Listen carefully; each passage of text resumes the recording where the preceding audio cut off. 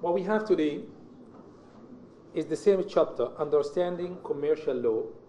This section, which is the second section, we have to speak about Islamic commercial law.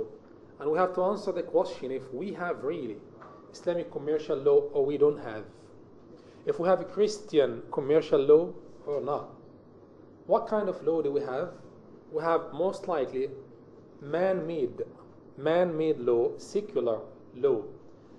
We can answer the question of Islamic commercial law, and if we have it, why can't we apply it? What's the benefit, the advantage and disadvantage of Islamic commercial law? Many people would ask the question of this idea, if we really have it in an Islamic world, we have an Islamic law or not? And specifically here, Islamic business law, do we have it or not? Many people have different answers for that. Some scholars said, well, no, we don't have. Others said, yes, we do have. But if we look at the Islamic commercial law, it does not exist in the same way, specifically in a book, in a piece of paper, independently, like other branches of law. Why? We're going to answer to this point later on. Let's, at the beginning, see what's happening nowadays in the world. What is happening? Find that there has been some intention and attention and some interest of Islam in the West and even in Muslim countries. Many people nowadays looking back at Islam. What does it mean? How can we understand it? Because after the events of September 11, the war in Iraq, the situation in Palestine, in Afghanistan, in the Muslim world, there has been some interest by the international community, by many people and many organizations to understand the meaning of Islam. And to be able to understand the meaning of Islam, we would have to understand as well here in this subject commercial aspects, business, financial side. Do we have law for this or don't have law? If we look here, again, we find in the overall, in general, Islam covers all aspects of our life, all aspects, social, political, environment, business, financial, money, personal relationship, everything exists. Most cases do not exist the same way as we need them directly, clearly. We have to look for the rules, and that particularly in commercial law. But in any case, if you look here, and I need some of you to help sometimes, from time to time, if we can read in the slides. If we can look at these points, because there are some terms and some points I would like to explain to you in details, but I want you to help to read. Like in this here, the interest in Islam, especially Islamic revival, Sahwa al-Islamiyya. If you look at the Islamic revival for the past few years, in many places in the world, there has been, as I said again, people focusing on an approach to understand Islam. There has been some awareness, some knowledge. It has been important to know what is Islamic law and what does it include.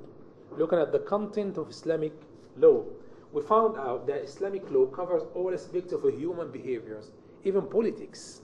Looking at political side, sale, hunting, even the etiquette of dining, how to eat, how to drink, how to act, everything exists in Islam, but people are not aware of this.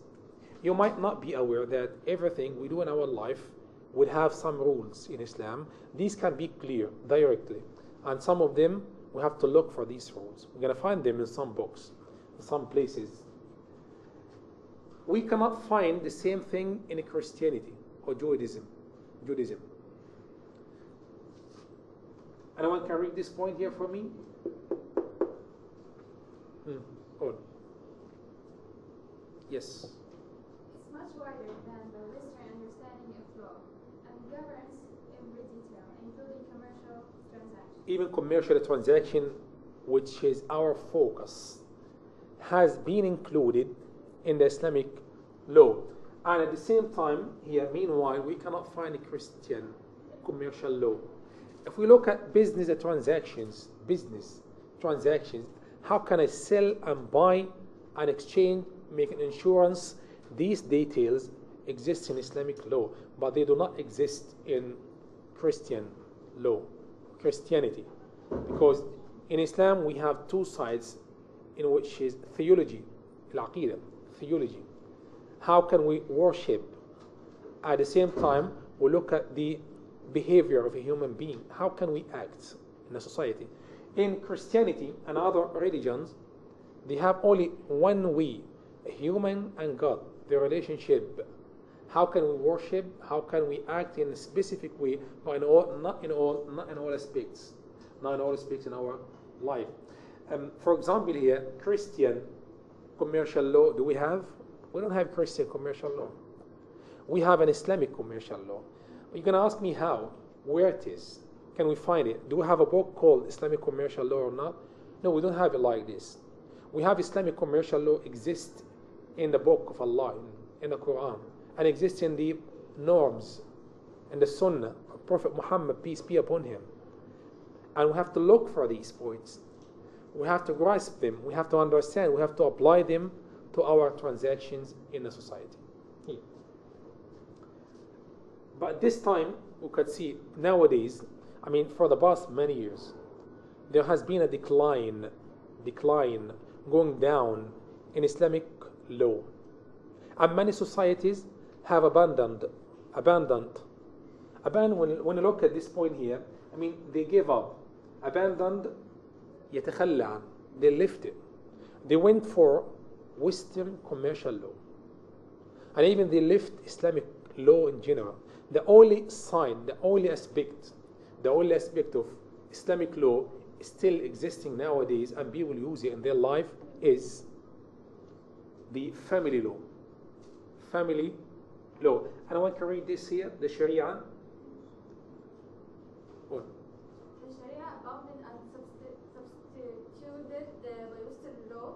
However, as a result of the Islamic revival, the possibility of adopting the Sharia to the modern world has been considered recently. Recently, we can see that we have an Islamic revival in which many countries and many institutions have been considering reusing the Islamic law in general, not only in commercial activities, but in general. Look at what we had in the past now. Look at this slide. What can you see? At the time of Prophet Muhammad, peace be upon him, at the time of the Islamic State, which existed for more than 13 centuries. 13 centuries existed that state. That state, Islamic State, has its own way of financial aspects, financial relationships, industry, economy, manpower, free workers, even coins, the quantity, the money they use at many at different times. So there was a whole system, complete system, financial and economic system. It was used all the time, from the time Prophet Muhammad, peace be upon him, up to the decline of the Islamic state. If you look back, even Prophet Muhammad, peace be upon him, and his companions, ashabah, most of them used to be merchants.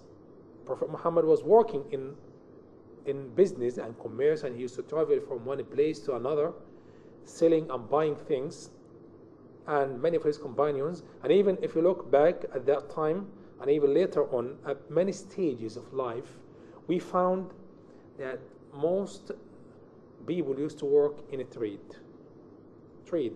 selling and buying things mainly.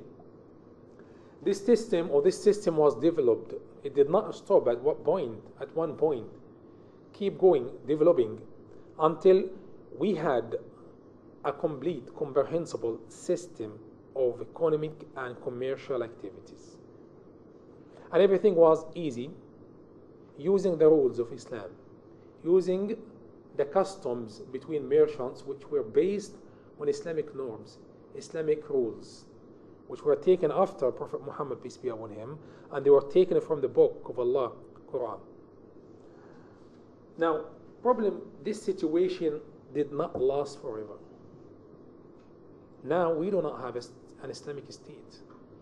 We do not have an Islamic state as it used to be. The Islamic state declined completely and was defeated 1924. It's near about 86 years ago, after the First World War, where it was the Ottoman Empire, Khilafah al-Uthmaniyya, the Ottoman Empire completely declined in 1924, and up to this moment we don't have an Islamic state. But coming back to the same point, to see if the Islamic state at that time used to apply commercial rules or not. Yes, they used to have the rules and the customs in which we could use in our life, in business life. Problem is, with the time, we had many events, many cases and situations in which the Western societies and the Western regimes taken over the Muslim societies. Like, look in here, there was a long series of events, many events. Some of them was the conquest of Egypt. Egypt, as we know, it's a strategic country. Egypt is a strong place, strong country. Egypt was conquested, occupied, invaded, احتلال of Egypt by the French in 1798. And European dominance or domination of a trade. These main 2 points had a major effect on the Islamic commercial law. Someone would ask me, why France? Why the French law? France has the best civil law in the world and the best commercial law in the world. France was and is still a leading country in law, legal system. Now in 1798, France occupied Egypt. At the same time, we find a domination by the Western societies in the Middle East in general, in the whole world. Problem was the imitation process, imitation, taqleed, imitate, do as they do. Like in the Muslim society, people and even leaders and lawmakers wanted to imitate, wanted to do the same like it was in the Western society, like it was in France, because they used to think, well, if France was a leading country, if we have many empires, the French Empire, the English Empire, the Spanish Empire, and those states, they have the power and the mighty. And those states, they have one of the best legal systems. So why can't we do the same like them? Why can't we take their legal system and we apply in our countries? That was something adopted by many policymakers and lawmakers, imitation process. This has led to this point. Can you read? The imitation movement led to the Sharia began abandoned with the astonishing speed. In all areas except family law. Sharia commercial law disappeared from almost the entire. Look at them point by point. One word here: imitation process, imitation movement, imitation. Like people nowadays, look at young people. They want to imitate, like American culture, the fast food, the fast way, act, the way you can dress, you act, you speak. Imitation. People like to look and to do like others. The imitation movement led to the Sharia being abandoned. هجرة. يعني تخلي عن the Sharia being abandoned with astonishing speed, quickly, so quickly. In a few years' time, at the Ottoman Empire, the Sharia was abandoned, and they went for the Western law, especially the French law. In all areas, see, in all aspects, commercial, civil, criminal, administrative, everything except of family law, which we call it here in Palestine, قانون الأحوال الشخصية. Family law, which is looking at marriage, divorce, will, heritage. These points under the family law still ruled by the Sharia, by the Islamic law. Looking at the Sharia commercial law or Islamic commercial law, it has been disappeared.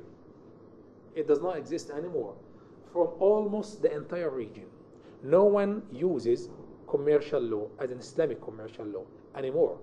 And this has been shifted to the French commercial law, as we're going to see now.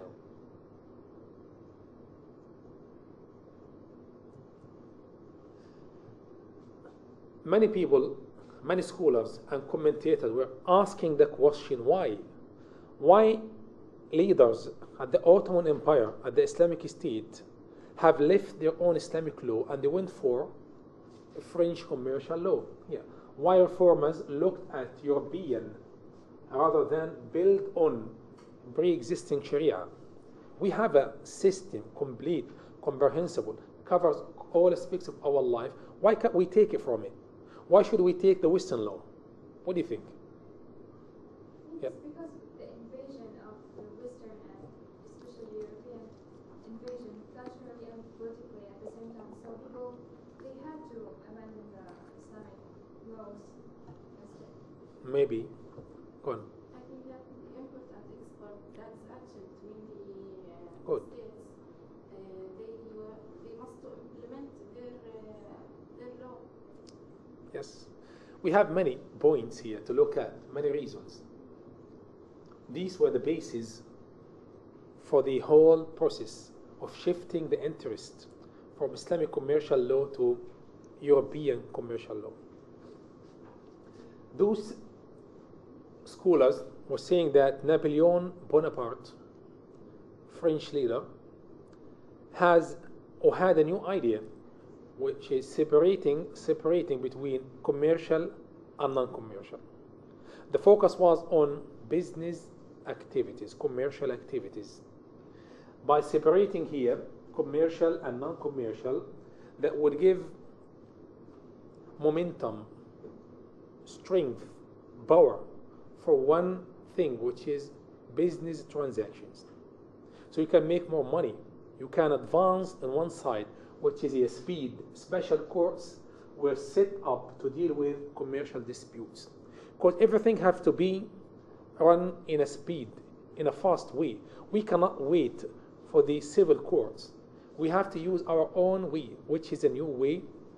It is courts, special courts, commercial courts, and special need for those merchants so they can make business, can have more development, can have prosperity in the country, and we can make more money, and the country itself, the system, the government would have more power. Look at the United States today. Look at Japan, China. Those are leading countries in economy. The state itself was helping merchants to have their own way, to make more money, because the state can get the benefit as well. It can be strong. It can protect its own people. Now, Napoleon Bonaparte was trying, as a whole system, was trying to help, to support commercial activities.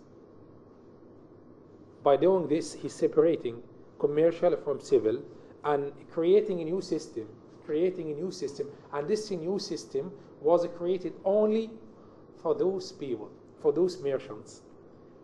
Easy life, easy procedures, everything is quick, saving time and saving money. This led at the same time to the adoption of the French commercial law by the Ottoman Empire. The Ottoman Empire, what it did here, adopted in 1850. Look, it's been a long time, 160 years ago. 160 years ago, in 1850, the French had their own law, was made in 1807. In 1807, the French commercial law was made. Now, in 1850, the Ottoman Empire has taken the French commercial law as it is. They did not even make their own best to make a new law. The Ottoman Empire has transferred French commercial code, was made as part of a long and a complex secularization process. The adoption, the whole process here by the Ottomans led to the thinking that the commercial life was difficult. Complexity, selling and buying, trading, export and import, it's a complex process. And this process would need its own procedures. And the Ottomans could not make those procedures. And they were thinking and believing that the best way to have a secular process. And it's easy. And it's better than having religious process of law. This led to the adoption of the Ottoman Empire adopting the commercial law from France, because complex secularization, people separating between religion and state. فصل الدين عن الدولة. العلمانية, secularization, عملية secularization process is to separate between the state and the religion. You can worship, you can act, but at the same time, this have to be separated from your business activities. In addition to this, look at what we have, many points here. Look at them. Following factors have played a part. There are some points, these were the basis for the same question we have been answering. Why the Muslim community, why the Ottoman Empire went for the French law, and they could not develop their own commercial law for many reasons. One of them was the complex secularization process. Again, another point was European dominance of a trade. European dominance.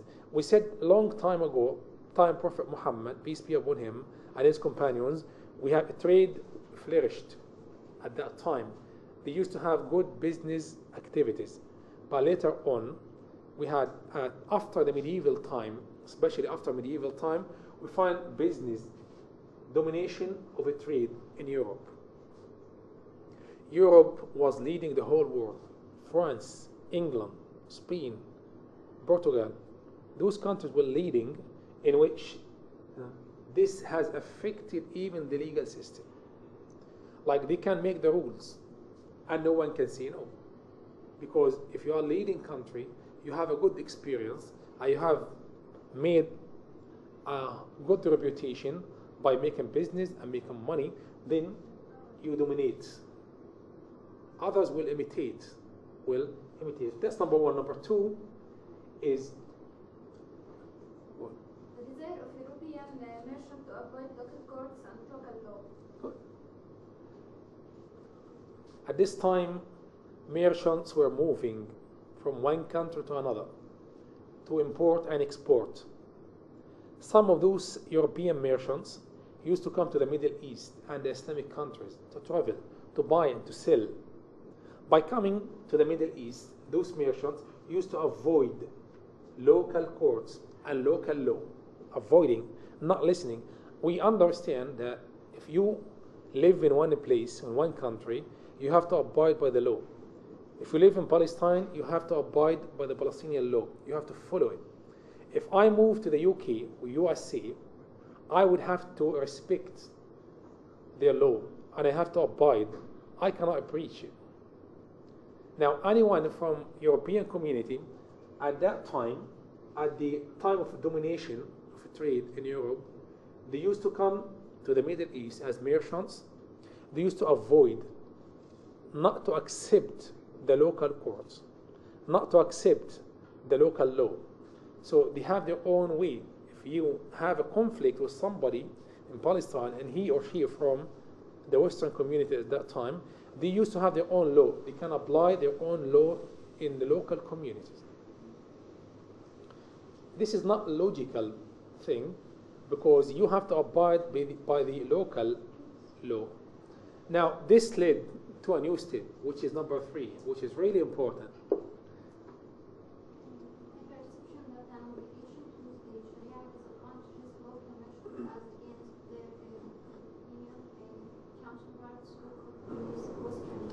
This led to a perception, thinking that local merchants in this community were thinking if European merchants, European traders, having their own law applied in our country, and they used to avoid our courts, then we have to do the same thing.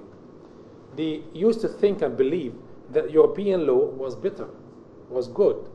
So we should not adopt, we should not accept our law. We should defend our case if we have a dispute with somebody from the Western societies in our country using their own law, not our own law. So at the end, we found out both sides using European commercial law in the Middle East. Both local merchants and European merchants in the Islamic countries and in the Middle East specifically, they were using non-Muslim law, they were using European commercial law.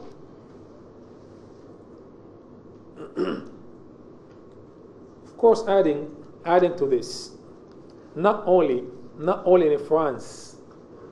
France was a leading country, but was not the only place, not the only country was using its own law. If you look here, you find that even European traders, most European traders like the French idea, the French codes, and they used to think that the French code was the best, and it is. I mean, the French code was the best codes. Code, act, law are the same meaning. And what they used to do, they used to adopt and accept and implement French law, their own disputes. In addition to this, there is another point here before, familiarity, similarity with the idea and the practice of secular legislation in certain fields. It was easy. People are familiar. In Europe, people are familiar with secular law, man-made law, not religious law. This made it clear and easy for many merchants to accept the French codes. We found by doing this, the Ottoman elites, the leaders, went to France and they liked the whole system. They liked the commercial law and they brought it with them and they adopted that commercial code in the Ottoman Empire. Now, people, civilians in the Ottoman Empire wanted to please their leaders, their elites, please them to satisfy their needs, to make them happy, and people so accepted those codes. Like what's happening nowadays in many societies. People most likely want to please their leaders, please يرضي, want to make them happy. So that's what here. This led to the adoption of French commercial law at the Ottoman Empire. Number 7 is, you want to read it? Perception that commercial matters were of less religious significance. Perception which may have been influenced by the Egyptian experience. It's a good point that people were thinking that commercial activities are not connected with Islam. Commercial activities are of less influence, and less religious significance. People were thinking that the religious points are concerned mainly with the family, with people, the relationship. It's not connected with commerce. So in commerce and business, we could have and we could adopt any code, any act from any place, France, from the UK, from Germany, from anywhere else, which is supposed to be fine. This led to people saying, well, okay, we can adopt the French codes in the Islamic world. And this is what happened in 1807. The French commercial code was made. It was made in 1807. We imported it from the Ottoman here, imported as the Ottoman commercial code in 1850. Imagine in 1850, this code was imported from from France and was adopted by the Ottoman Empire. And we in Palestine were under the Ottoman Empire. Palestine was part of the Ottoman Empire. From that time up to now, from 1850 up to now, we still use the same commercial code. It's unbelievable. It's out of date, expired. It's not suitable for our life. We cannot use it. We should not. See, business and commerce developing day after day. We have something new. But we still use something was made in 1850. Look at Western societies like in France, in UK, America. They use something new, like every few months they evaluate the whole commercial codes to see if they are suitable for the people to use or not. But we still use something really old, Like with the time here, we have more developments in a state law, followed the pattern of divide between commercial and non-commercial matters. Even based on the same idea which was made by Napoleon, people followed the same pattern, the same example, the same mechanism of adopting the whole commercial system and built on this process.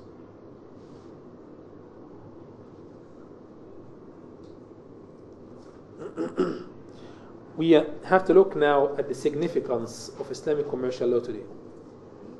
Significance.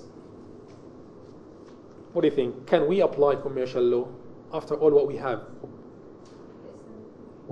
in Islamic commercial law? Can we adopt it?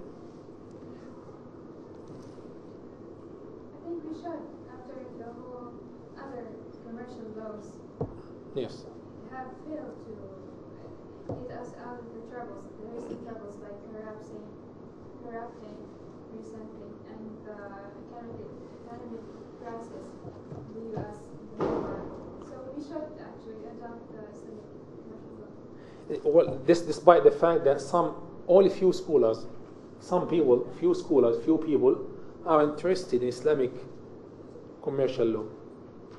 But with the revival of Islam, we call it Islamic revival, الصحوة الإسلامية, for the past few years,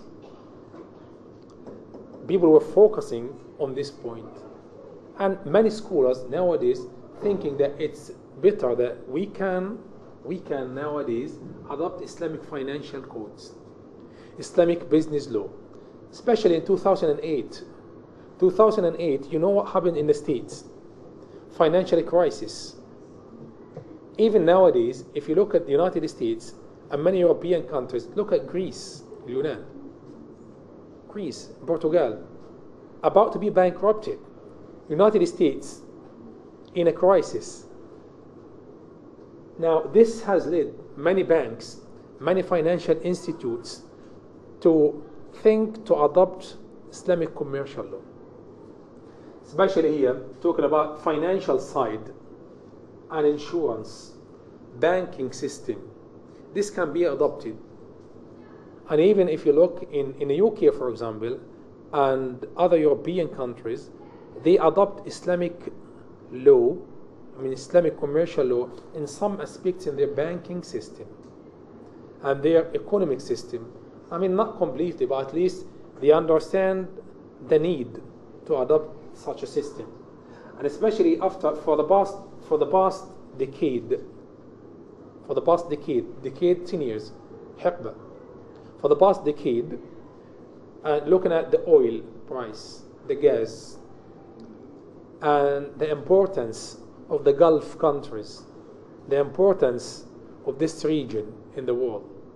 Actually, make a point Yeah. here. Obama actually considered using the potential of applying this Islamic commercial law after the economic crisis. So he promised, or he cooperated with Islamic groups or something to actually get some ideas to apply this Islamic commercial law. Yes. I think it's not only Obama, scholars in economics and finance for the past few years have been thinking about adopting commercial law, Islamic commercial law, Islamic financial law, because they think there is a way they can build their own financial and economic aspects by using a perfect system, a perfect model, which is the Islamic model. Despite the fact we're going to see later on that We do not have a specific commercial law set in a piece of paper. We have to look for those codes, for those acts. We have to look for them, as we're going to see in the next 1 or 2 slides. How can we do that?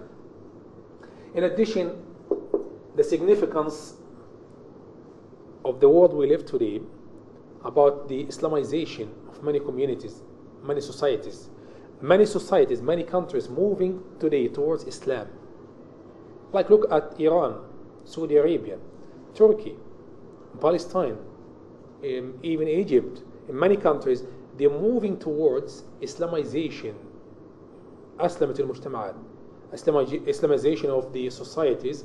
This would lead, definitely, lead to adopting Islam as the main religion, as the main law. I mean, it is the religion, the main, but at least they can adopt Islamic law, applying Islam for all aspects in their life.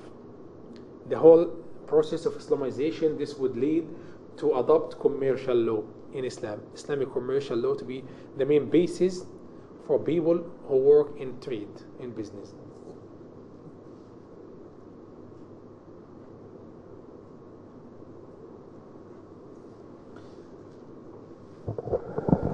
Well, despite this, can we see, or can we say today that we do not have commercial law in Islam?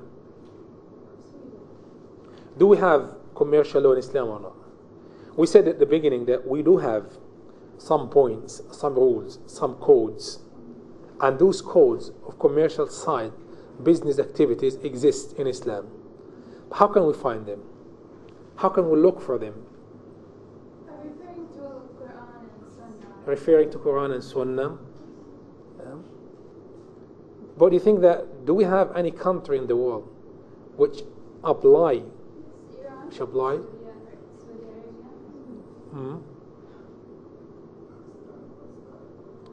If you see here, look, United Arab Emirates, they apply civil law. They do not have commercial law. There is no commercial law. Why? Because civil law includes commercial law. They said that we don't have to have duplication. There is no need for commercial and civil law. They said the best way is to have only civil law, because civil law includes commercial activities. And if it includes commercial activities, then it's enough. It can be applicable. It can be used by all people, merchants and non-merchants in a society. If you look here, what's happening in United Arab Emirates? Anyone? Oh. It's not possible to achieve a total isolation of commercial law. For example, in the United Arab Emirates, the fundamental law is the civil code based on the Sharia.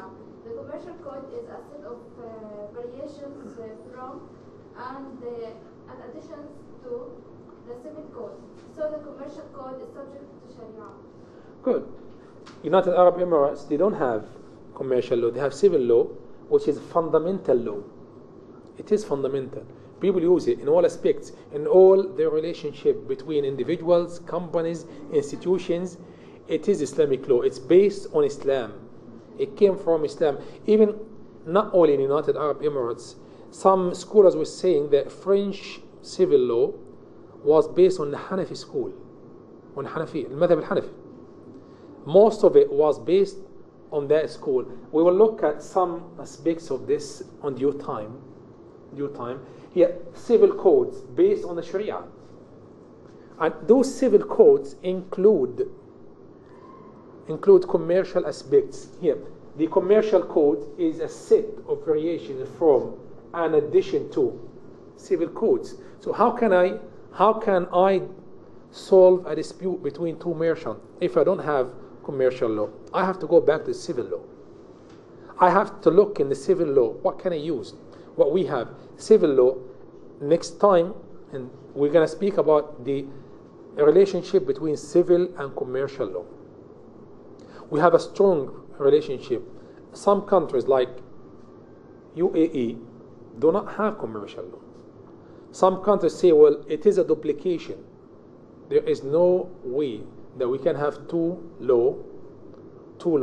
branches of law for one issue.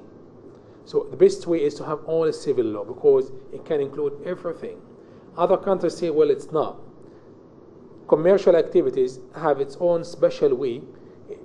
Therefore, we have to use commercial law because it can help us to achieve quick justice. So commercial codes subject to Sharia. They subject to Sharia, but in indirect way. In addition, civil code here includes bodies of rules. Those rules here are relevant to commercial matters, and they were drawn from Sharia. For example, if you look, for example, here, including general law of contract. We're going to study contract in this semester. If you look at contract, we'll look how can we build it? How many conditions? We have offer and acceptance. We have consideration. And we have intention. These are the same conditions, civil and in commercial law. Agency is the same thing. It's the same agency. We have principal, agent, and third party, customer. In civil and commercial law, they are the same. General law of contract, law of property, milkiya, and law here, and the law relating to the transfer of rights. Similarities between civil and commercial law. Even we do have, like in Palestine and other places, if we miss any point in commercial law. As I said before, the Palestinian commercial law is out of date. We cannot use it. It's too old. In this case, what can we do if we can't find a solution? What can we do? Today we have commercial law, but this commercial law is not responsive because it's too old. Then I can go for the civil law because civil law is the main source for commercial law. We can go and can search for what we need exactly. Thus we can see, like, commercial aspects of the Sharia. Commercial aspects of the Sharia cannot be ignored. They cannot be ignored.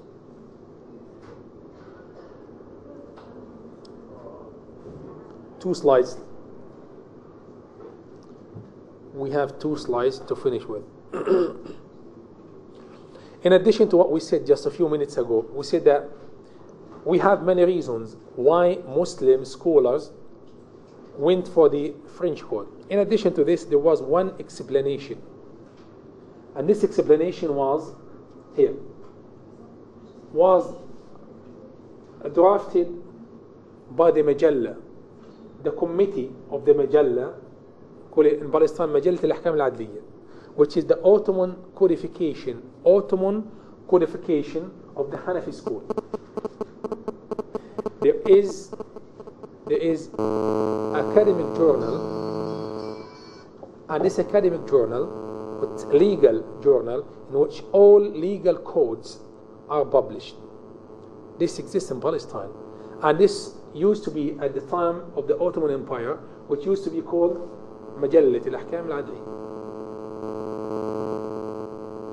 Nowadays they call it in Palestine الجريدة الرسمية والصحيفة الرسمية. We still use the same thing. Now there was an explanation in that Majalla about why we went for the French commercial code. Kind of justification was given. Justification, why? Should we adopt it? Should we not? Do we have to or not? This said here, for enactment of the 1850 commercial code was that the only Western law could deal with the complexities of modern commerce. It's the only. Saying again that Muslims could not have their own law, they could not explain their needs, they could not codify what they want in a branch of law to respond to their needs. Now they look for the easiest way.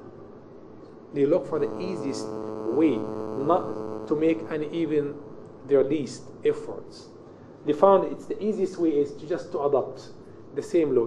They went to France, they had the French law, and they come back and they said, well, this is the law, take it. use it.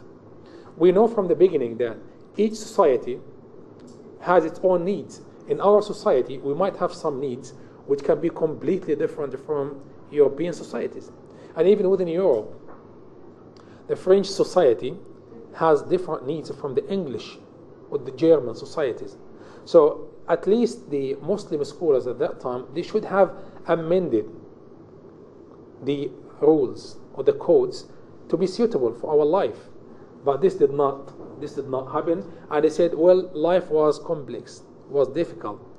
Just take it as it is, using the technology in Europe, and have it in the Middle East. And even this notion here, look at this point, this notion, this idea is still used up to now. It's still, some lawyers, some thinkers in law still believe that this is the best way. Why can't we take it from the West? Like, I know some scholars, some legal scholars nowadays think that the European law is the best law, we should take it as it is. Somebody was about a year ago trying to make a draft law with a committee in the Gulf countries, one of the Gulf countries, and he said, like most scholars, what they use just to copy and paste, copying and paste from, like, they look at the French and the English and the American legal system and they copy and paste, and then they modify it and combining together and say, well, this is the law we can use in our society. This is not right. It's not a good way, because what we have to do is to adopt our needs, to see what we need, and then we can make the own way. Again, I need someone to read here. Someone, go on. However, Sharia was the legal regime with many of the elements considered essential for the proper functioning of the commercial law system.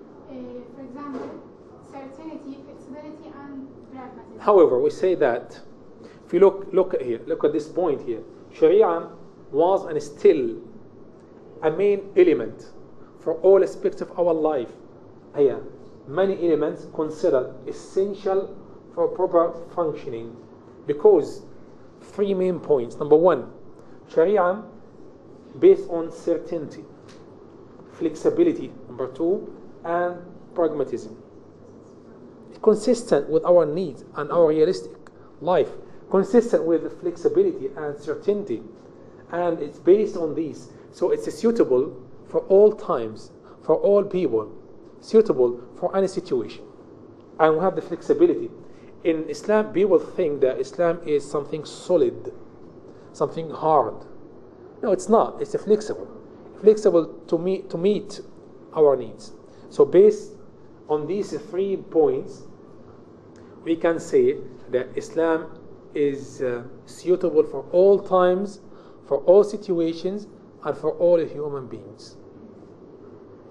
On the last slide we have today,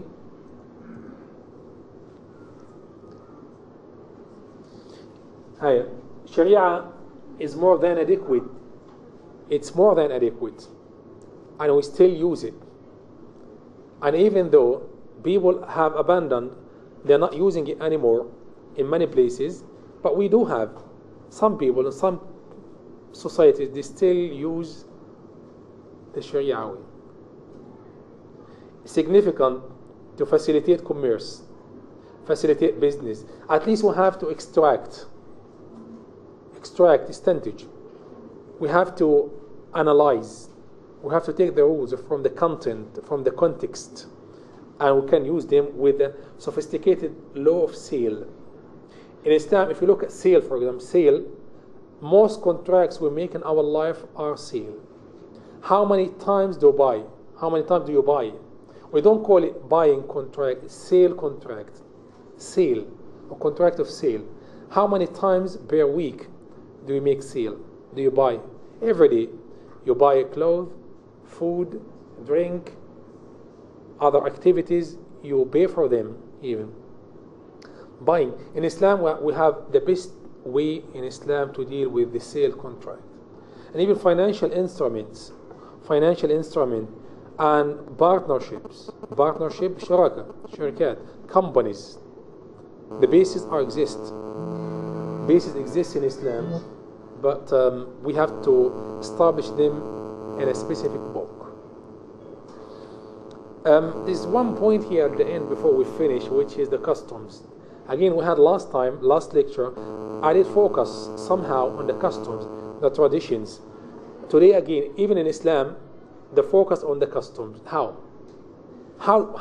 Islamic law focus on the customs of people?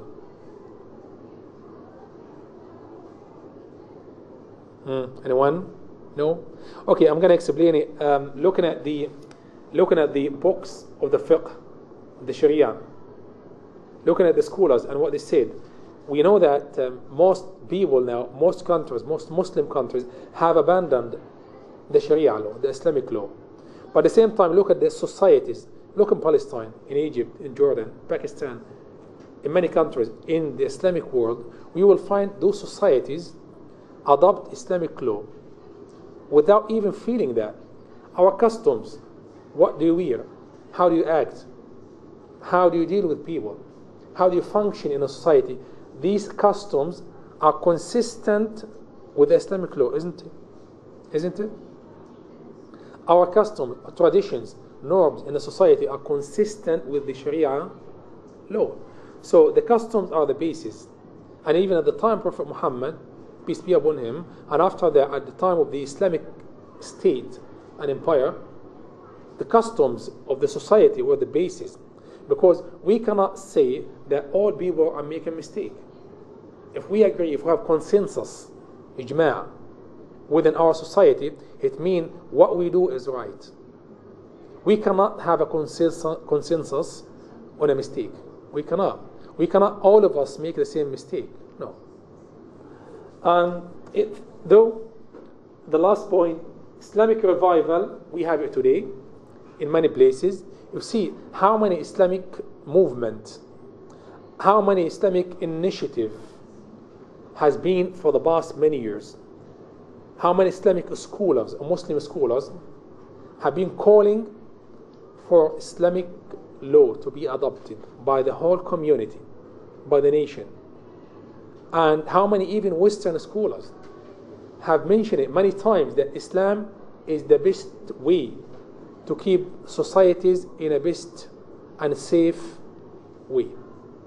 Therefore, we believe that the totality of the Sharia, the comprehensive and complete process of the Sharia, including commercial aspects, should be adopted so we can have a good commercial life, business life, financial aspects, banking aspects.